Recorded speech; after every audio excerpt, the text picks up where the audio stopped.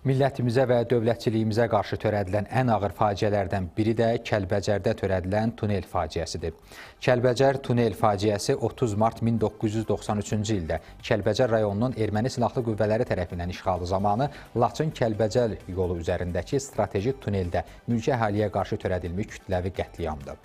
Rayondan çıxmağa çalışan dinc sakinlər, o cümlədən qadınlar, uşaqlar və qocalar tuneldə mühasirəyə alınaraq vəhşicəsinə qətlə yetirildi, bir çoxları isə girov götürüldü.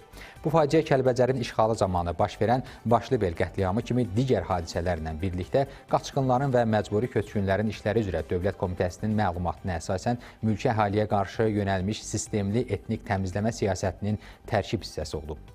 Rayon ərazisini işğal edərkən tunelin qarşısında pusqu quran erməni faşistləri həmin gün buradan keçərək təhlükəsiz yerə getməyə çalışan dinc azərbaycanlıları güllə barana tutdu, qətlə yetirdilər. Sağ qalanlar girov götürüldü, uzun müddət dəhşətli işgəncələr gördülər. Tuneldə qətliam törədən faşist dəstəsinə məşhur terrorçu, sonralar Ağdam rayon ərazisində öldürülən Avo ləqəbli Monte Melokyan başçılıq etdi.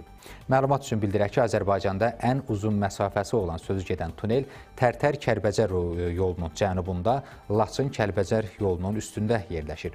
Kəlbəcərin 35 kəndini rayon mərkəzi ilə birləşdirən, eni yalnız bir avtomobilin hərəkətinə imkan verən və işıqlandırılmayan tunelin uzunluğu 2 kilometrə yaxındır.